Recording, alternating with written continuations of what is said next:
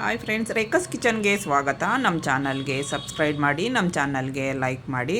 ಹೀರೆಕಾಯಿ ಚಾಪ್ಸ್ ಹೇಗೆ ಮಾಡೋದು ಅಂದ್ಬಿಟ್ಟು ತೋರಿಸ್ಕೊಡ್ತಾ ಇದ್ದೀನಿ. ಹೀರೆಕಾಯಿನ ನಾನು ದೊಡ್ಡದಾಗಿರೋದು ತೊಗೊಂಡಿದ್ದೀನಿ, ಚಿಕ್ಕದಾಗಿದ್ದರೆ 2 ತೊಗೊಳ್ಳಿ. ಈಗ ಸಿಪ್ಪೆ ಎಲ್ಲನೂ ಹೊರೆದ್ಬಿಟ್ಟು ಹೀರೆಕಾಯಿ ತೊಳೆದ್ಬಿಟ್ಟು ರೌಂಡ್ ಕಟ್ ಮಾಡ್ಕೊಳ್ಳೋಣ. ತೆಳು ಕಟ್ ಮಾಡ್ಕೊಳಕ್ಕೆ ಹೋಗಬೇಡಿ, ಒಂದು ಸ್ವಲ್ಪ ಮಂದಕ್ಕೆ ಕಟ್ ಮಾಡ್ಕೊಳ್ಳೋಣ. ಈ ಸೈಜಲ್ಲಿ ಇರಲಿ. ನಾನು ಎಳ್ಸಾಗಿರೋ ಹೀರೆಕಾಯಿ ತೊಗೊಂಡು ಮಾಡಿ ತೋರಿಸ್ತಾ ಇದ್ದೀನಿ. ಬಲ್ತಿದ್ರೆ ಹೀರೆಕಾಯಿ ಕುಕ್ಕರ್ಗೆ ಹೀರೆಕಾಯಿನೂ ಮತ್ತು ಮಸಾಲೆ ಎಲ್ಲ ಹಾಕೋತಿರಲ್ಲ, ಅದಾದಮೇಲೆ ಒಂದು ವಿಸಲ್ ಕೂಗಿಸ್ಕೊಳ್ಳಿ. ಹೀರೆಕಾಯಿ ಎಲ್ಲ ಚೆನ್ನಾಗಿ ಬೇಯುತ್ತೆ.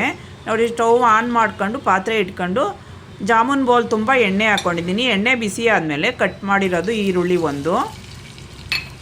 ನೋಡಿ, ಎಣ್ಣೆ ಬಿಸಿ ಆಗಿದೆ. ಈರುಳ್ಳಿ ಹಾಕ್ಕೊಂಡಿದ್ದೀನಿ. ಫ್ರೈ ಮಾಡ್ಕೊಳ್ಳೋಣ ಈರುಳ್ಳಿನ. ಇವಾಗ ನೋಡಿ ಆಗಿದೆ, ಫ್ರೈ ಆಗಿದೆ. ಟೊಮೊಟೊ ಹಾಕ್ಕೊಳ್ಳೋಣ ಇವಾಗ, ಕಟ್ ಮಾಡಿರೋದೊಂದು. ನೋಡಿ, ಟೊಮೊಟೊನು ಫ್ರೈ ಮಾಡ್ಕೊಂಡಿದ್ದೀನಿ. ಹೀರೆಕಾಯಿ ಹಾಕ್ಕೊಳ್ಳೋಣ, ಇದನ್ನು ಫ್ರೈ ಮಾಡ್ಕೊಳ್ಳೋಣ. ಈಗ ರುಬ್ಬಕ್ಕೆ ನೋಡ್ಕೊಳ್ಳೋಣ. ಇವಾಗ ನೋಡಿ, ಫ್ರೈ ಮಾಡಿದ್ದೀನಿ. ನಾವು ರುಬ್ಬಕ್ಕೆ ಹಾಕೋತಾ ಇರ್ತೀವಲ್ಲ ಪದಾರ್ಥ ಎಲ್ಲನೂ, ಅವಾಗ ಮಧ್ಯ ಹೀರೆಕಾಯಿನೂ ಫ್ರೈ ಮಾಡ್ಕೊತಾ ಇರಬೇಕು. ಮಿಕ್ಸಿ ಜಾರ್ಗೆ ಮುಂದೋಳ್ಕಾಯಿ, 2 ಇಂಚು ಶುಂಠಿ, 1 ಉಂಡೆ ಬೆಳ್ಳುಳ್ಳಿ, ಒಂದು ಸ್ವಲ್ಪ ಈರುಳ್ಳಿ, ಒಂದು ಸ್ವಲ್ಪ ಕೊತ್ತಂಬರಿ ಸೊಪ್ಪು, ಗೋಡಂಬಿ 10. ಗೋಡಂಬಿ ಇಲ್ಲ ಅಂತ ಅಂದರೆ ಹುರ್ಗಡ್ಲೆ 1 ಸ್ಪೂನಷ್ಟು ಹಾಕ್ಕೊಳ್ಳಿ.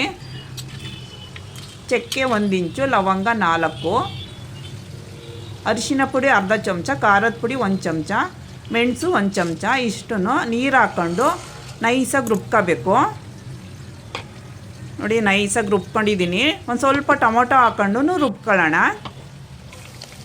ನೋಡಿ, ರುಬ್ಕೊಂಡಿದ್ದೀನಿ. ನೋಡಿ, ಚೆನ್ನಾಗಿ ಫ್ರೈ ಆಗಿದೆ ಹೀರೆಕಾಯಿ ಎಲ್ಲ. ನಾವು ಮಟನ್ ಚಾಪೀಸು ಮತ್ತು ಚಿಕನ್ ಚಾಪೀಸ್ ಮಾಡ್ತೀವಲ್ಲ, ಆ ಟೇಸ್ಟೇ ಇರುತ್ತೆ ಹೀರೆಕಾಯಿ ಚಾಪೀಸು. 1 ನಿಮಿಷದಷ್ಟು ಫ್ರೈ ಮಾಡ್ಕೊಳ್ಳೋಣ. ನೋಡಿ, ಫ್ರೈ ಮಾಡ್ಕೊಂಡಿದ್ದೀನಿ 1 ನಿಮಿಷದಷ್ಟು ಮೀಡಿಯಮ್ ಫ್ಲೇಮಲ್ಲೇ. ಈಗ ನಾವು ನೀರು ಕುಡಿತೀವಲ್ಲ, ಆ ಗ್ಲಾಸಲ್ಲಿ 1/4 ಗ್ಲಾಸಷ್ಟು ನೀರು ಹಾಕ್ಕೊಳ್ಳಿ. ನೋಡಿ, ಹಾಕ್ಕೊಂಡಿದ್ದೀನಿ ನೀರೆಲ್ಲ. ಇಷ್ಟು ತೆಳು ಬರುತ್ತೆ ಅಷ್ಟು ಹಾಕೊಂಡ್ರೆ ನೀರು. ನೋಡಿ, ಕುದೀತಾ ಇದೆ. ಉಪ್ಪು ಹಾಕ್ಕೊಳ್ಳೋಣ ಇವಾಗ. ಉಪ್ಪು ಹಾಕೊಂಡಾದ್ಮೇಲೆ 1/4 ಗಂಟೆಯಷ್ಟು ಬೇಯಕ್ಕೆ ಬಿಟ್ಟಿದ್ದೆ ನಾನು. ನೋಡಿ, ಹೀರೆಕಾಯಿ ಎಲ್ಲ ಚೆನ್ನಾಗಿ ಬೆಂದಿದೆ. ಸರ್ವಿಂಗ್ ಬೌಲ್ಗೆ ಹಾಕೋತಾ ಇದ್ದೀನಿ. ಮುದ್ದೆಗೆ, ಚಪಾತಿಗೆ, ಅನ್ನಕ್ಕೆ, ಪೂರಿಗೆಲ್ಲ ಚೆನ್ನಾಗಿರುತ್ತೆ. ನಾನು ಮಾಡ್ದಂಗೆ ಮಾಡಿ. ತುಂಬ ಟೇಸ್ಟಿಯಾಗಿ ಬರುತ್ತೆ. Thank you.